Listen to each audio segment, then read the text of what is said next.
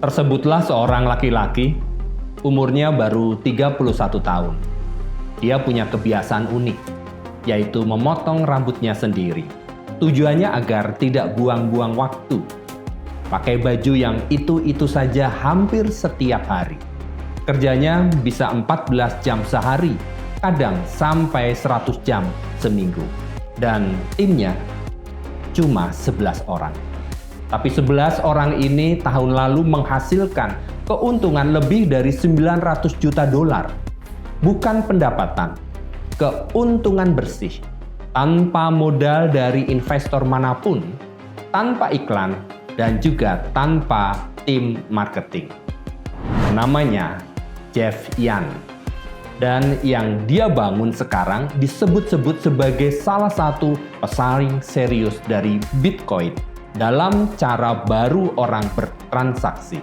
Bagaimana ceritanya seorang yang tidak suka disorot kamera malah jadi salah satu nama paling dibicarakan di dunia kripto tahun ini.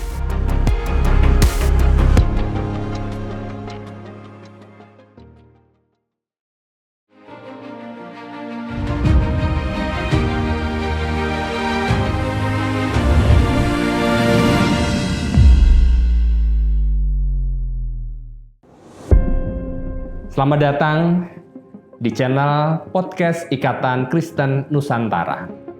Kali ini kita akan ngobrol sesuatu yang lagi tren dibicarakan.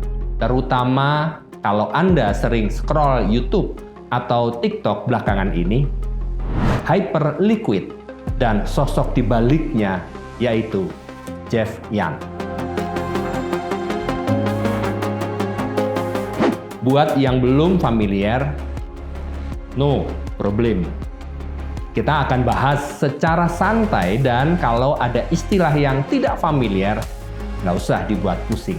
Karena sebenarnya di balik semua istilah teknis soal blockchain dan token ada cerita yang sangat manusiawi. Cerita tentang pilihan hidup, tentang apa yang kita kejar, dan tentang apa yang sebenarnya kita anggap berharga. Jadi episode ini bukan cuma soal angka dan grafik harga. Ini juga soal refleksi buat kita semua. Siapapun Anda, apapun latar belakangnya, karena pertanyaannya yang dimunculkan oleh kisah Jeff Yan, ini sebenarnya pertanyaan lama yang sudah jauh sebelum ada kripto sama sekali. Apa artinya sukses? Dan berapa harga yang pantas kita bayar untuk itu?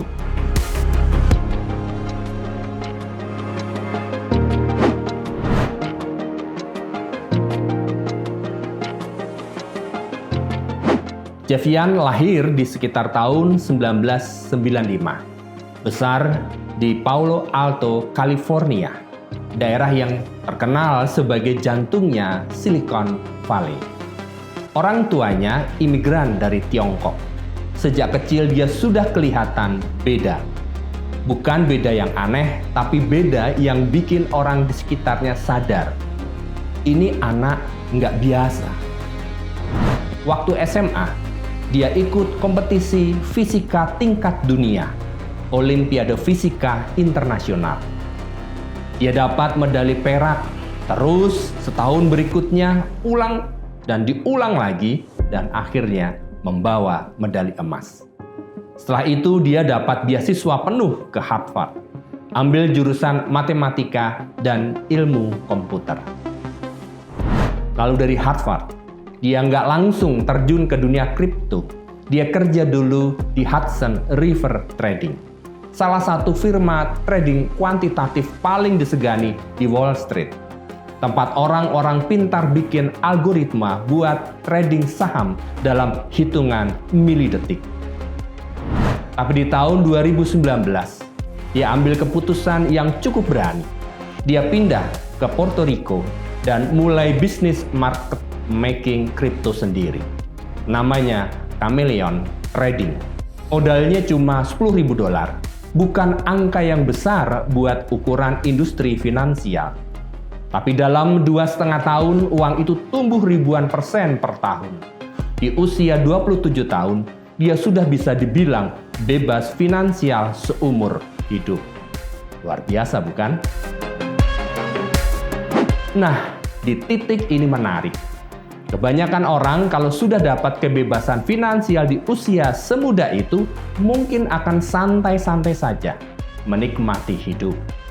Tapi, Jeff Yan malah memilih membangun sesuatu yang jauh lebih besar dan lebih beresiko, Hyperliquid. Yang bikin dia makin unik, gaya hidupnya tetap sangat sederhana. Dia disebut jarang wawancara, jarang muncul di media sosial, bahkan pakaian sehari-harinya itu-itu saja. Dia sendiri pernah bilang, kesuksesan seperti ini terasa asing buatnya. Bahwa jadi sorotan publik itu bukan sesuatu yang dia cari. Ini mengingatkan kita pada sebuah prinsip lama yang sudah ada ribuan tahun yang tertulis di kitab Amsal 13 ayat 11. Di sana disebutkan bahwa harta yang didapat dengan cara tergesa-gesa biasanya cepat menyusut, sementara yang dikumpulkan pelan-pelan justru bertambah. Jeff Yan sepertinya jalan di jalur yang kedua. Bukan buru-buru kaya lewat hype semata, tapi lewat proses panjang, disiplin, dan resiko yang dihitung matang. Nah, ini yang mungkin bikin kita penasaran. Kalau Anda tiba-tiba dapat kebebasan finansial di usia 20, kira-kira Anda bakal berhenti atau malah cari tantangan baru yang lebih besar?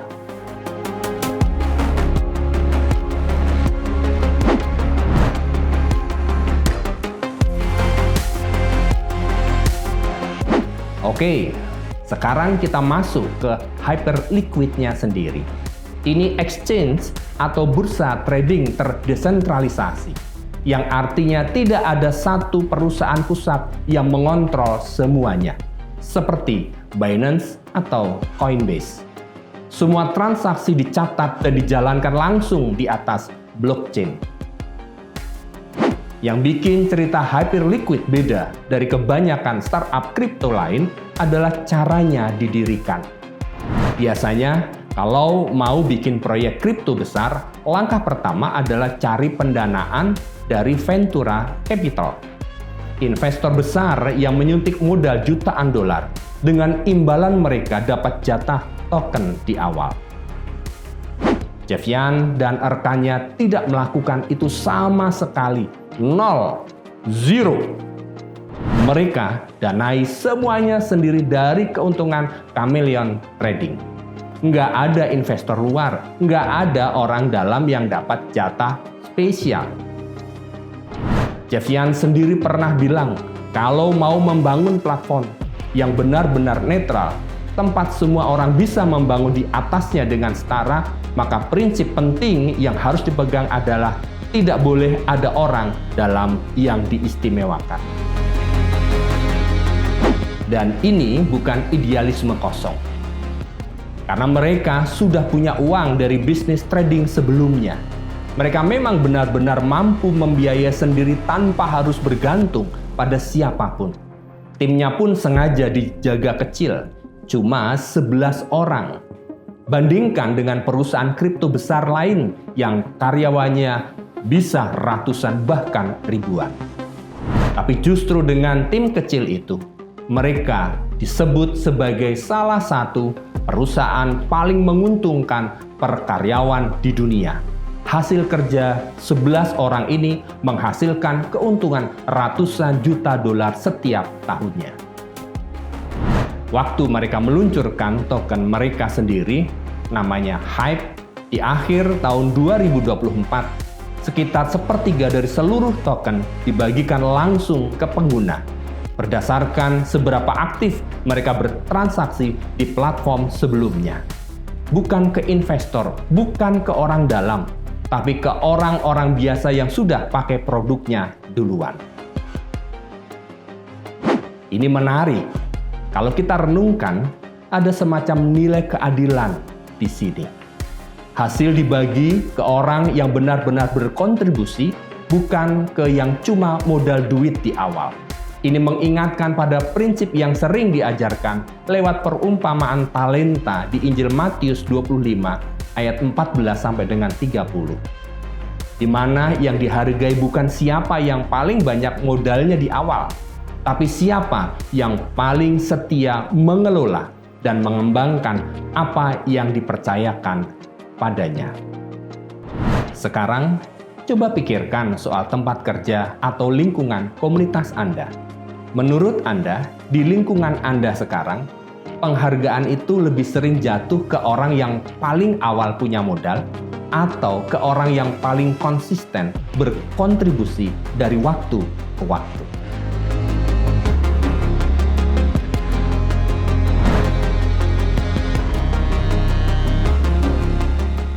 Sekarang mari kita bicara data.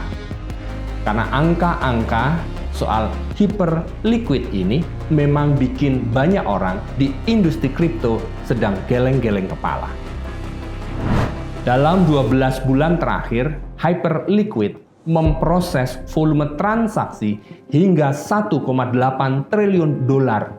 Itu triliun, bukan miliar. Platform ini menguasai lebih dari 10% dari seluruh volume perdagangan derivatif kripto global dan di kategori bursa terdesentralisasi khusus perpetual futures. Pangsa pasarnya bisa mencapai 70%. Token Hype sendiri, kapitalisasi pasarnya sempat berada di kisaran 10-11 miliar dolar, menjadikannya salah satu dari 10 token kripto terbesar di dunia. Padahal, usianya belum genap 2 tahun sejak diperdagangkan. Yang membuatnya makin menarik di pertengahan Mei 2026, Bitwise meluncurkan produk ETF spot pertama untuk Hype di Amerika Serikat, lengkap dengan fitur staking. Ini penting karena biasanya token kripto butuh waktu bertahun-tahun sebelum dapat pengakuan institusional seperti ini. Hype mencapainya dalam waktu kurang dari 18 bulan. Belum lagi ekspansinya. Awalnya Hyperliquid cuma platform trading kripto, tapi sekarang lewat fitur yang mereka sebut HIP-3, siapa saja bisa membuat pasar untuk aset apapun yang punya harga. Bukan cuma kripto, tapi juga minyak mentah, emas, indeks saham, bahkan mata uang asing. Dalam 6 bulan sejak fitur ini diluncurkan, 7 tim independen sudah membuat ratusan pasar baru. Dan sekarang pasar-pasar buatan pihak luar ini menyumbang setengah dari total volume transaksi Hyperliquid. Coba bayangkan itu. Sebuah platform yang paling banyak nilainya justru dibangun oleh orang-orang yang bukan bagian dari timnya sendiri. Dan mungkin nggak akan pernah jadi bagian dari timnya. Jeff Yan sendiri, waktu ditanya soal ini, hanya bilang bahwa ia melihatnya sebagai pertanyaan filosofis. Bukan soal siapa yang harus mengontrol, tapi soal apa yang paling penting untuk dibangun bersama. Ada semacam gema di sini dari kitab Pengkhotbah 2 ayat 18 sampai dengan 19 yang mengingatkan bahwa apa yang kita bangun hari ini seringkali akan dinikmati atau dilanjutkan oleh orang lain, bukan cuma oleh kita sendiri. Dan itu bukan hal yang perlu ditakuti. Justru bisa jadi cara kita melihat kerja keras kita sebagai sesuatu yang lebih besar dari diri sendiri. Kalau Anda membangun sesuatu bisnis kecil, karya, atau bahkan nama baik, apakah Anda rela kalau hasil terbesarnya justru dinikmati atau dilanjutkan oleh orang lain, bukan oleh Anda sendiri?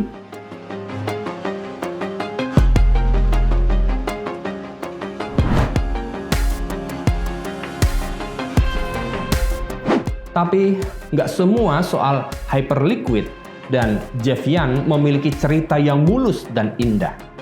Ada sisi lain yang penting untuk kita bahas.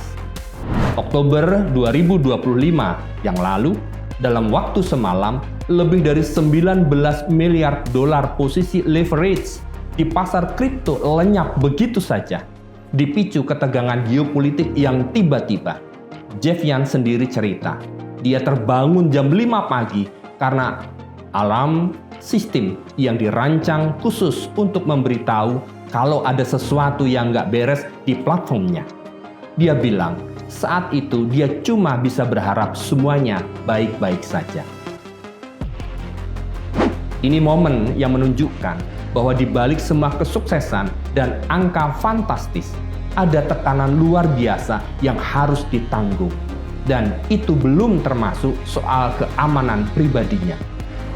Karena makin dikenal publik, Jeff Yan dilaporkan pernah diikuti sampai ke lift apartemennya sendiri. Sejak itu, dia pindah tempat tinggal dan mempekerjakan pengawal pribadi. Bayangkan, kesuksesan yang harusnya jadi kebanggaan malah berubah jadi ancaman keamanan yang nyata buat dirinya. Ini bukan cerita yang unik cuma untuk Jeff Yan.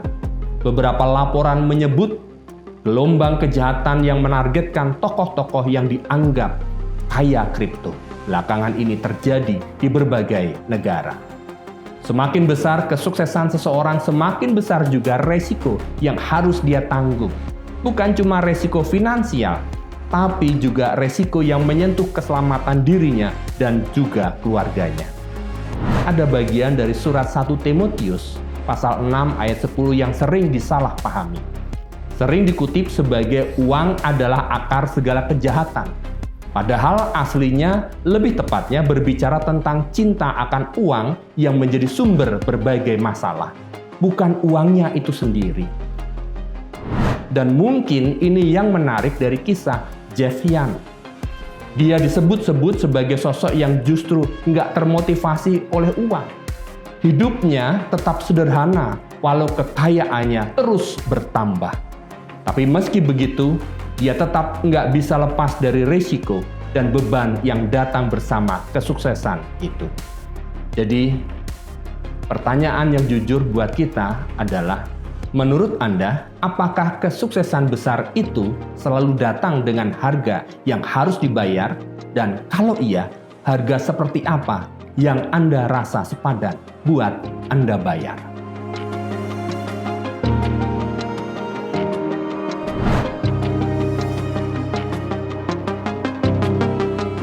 Nah, sekarang saya ingin ajak kita mundur sebentar dari cerita Jeff Yan dan lihat gambaran yang lebih besar. Karena banyak yang bertanya, Hyperliquid ini sebenarnya nyaingi siapa? Bitcoin, Ethereum, atau altcoin yang lain? Mari kita bedah satu-satu. Mari kita mulai dari Bitcoin. Ini disebut sebagai Father of Crypto. Harganya sekarang berkisar di angka $62.000 dan masih memegang lebih dari setengah total nilai pasar kripto dunia. Tapi Bitcoin itu ibarat emas digital. Fungsinya lebih ke penyimpanan nilai, bukan untuk transaksi cepat atau trading kompleks. Transaksinya juga relatif lambat kalau dibandingkan teknologi yang lebih baru. Jadi, Bitcoin dan Hyperliquid itu sebenarnya main di taman bermain yang berbeda. Satu soal menyimpan nilai jangka panjang, dan satu lagi soal kecepatan bertransaksi. Selanjutnya, Ethereum, si nomor 2. Ini yang pertama kali memperkenalkan konsep smart contract, semacam kode program yang bisa jalan secara otomatis di atas blockchain. Ethereum inilah yang jadi rumah buat ribuan aplikasi DeFi, termasuk cikal bakal ide yang dipakai oleh Hyperliquid. Tapi harganya sekarang tertekan, ada di kisaran $1.700, jauh dari puncaknya dulu. Salah satu tantangan Ethereum adalah kecepatan dan biaya transaksi yang kadang masih dianggap lambat dan mahal dibanding pesaing yang lebih baru. Selanjutnya, Solana. Ini yang sering disebut pembunuh Ethereum karena kecepatannya. Solana bisa proses ribuan transaksi per detik dengan biaya yang murah. Harganya sekarang di kisaran $80. Tapi Solana juga terkenal punya sejarah beberapa kali jaringan sempat down atau bermasalah yang jadi catatan buat kepercayaan penggunanya. Selanjutnya, Cardano. Ini menarik, didirikan dengan pendekatan yang sangat akademis, penuh riset, dan jurnal ilmiah sebelum fitur baru diluncurkan. Filosofinya hati-hati dan metodis. Tapi karena terlalu hati-hati, banyak yang bilang Cardano jadi kalah gesit dibandingkan Solana atau Ethereum soal ekosistem aplikasi yang benar-benar dipakai orang.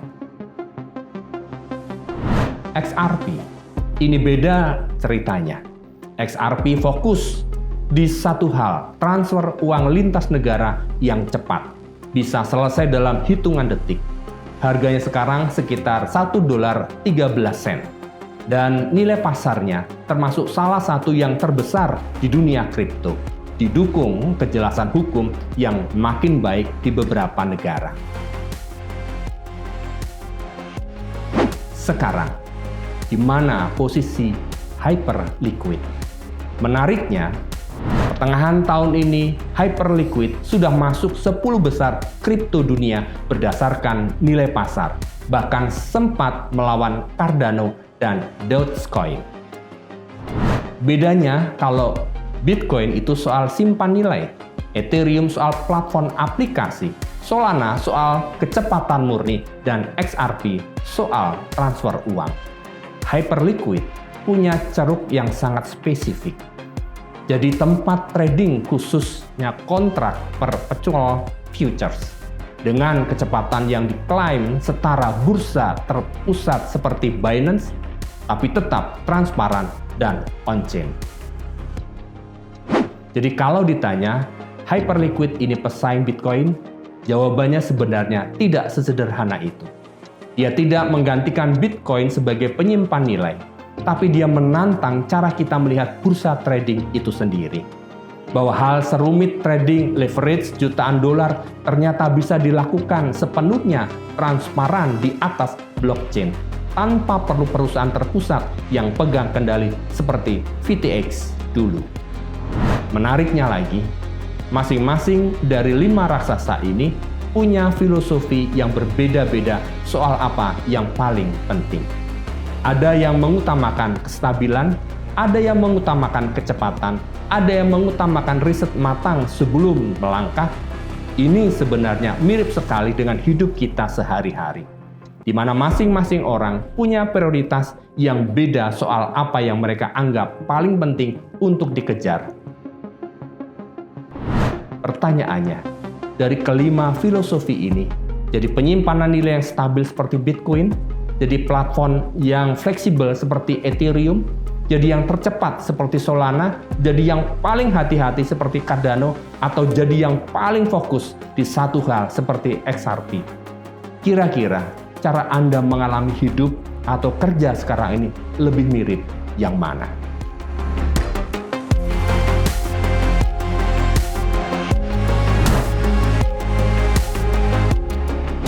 Jadi, kalau kita coba tarik benang merahnya dari semua cerita Jeff Yan dan Hyperliquid ini, ada beberapa hal yang mungkin bisa kita bawa pulang. Pertama, kesuksesan besar tidak selalu harus datang dari jalan yang biasa dilalui orang lain. Jeff Yan menolak modal FC yang jadi standar industri dan malah membangun sesuatu yang lebih lambat tapi lebih kokoh fondasinya. Kedua, kekayaan dan pengakuan itu ada harganya. Bukan cuma harga finansial, tapi harga privasi, harga ketenangan, bahkan harga rasa aman. Dan ketiga, mungkin yang paling penting, apa yang kita bangun hari ini, cepat atau lambat akan jadi milik orang lain juga untuk dilanjutkan.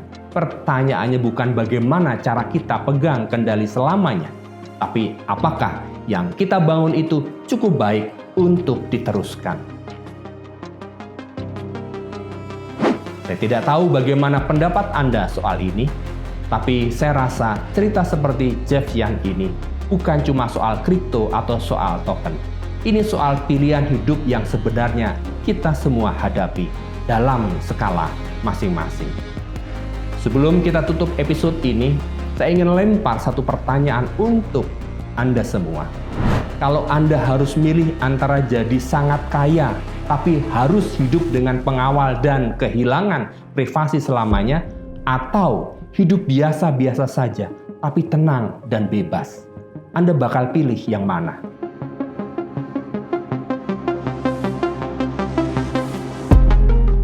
Coba tulis jawaban di kolom komentar.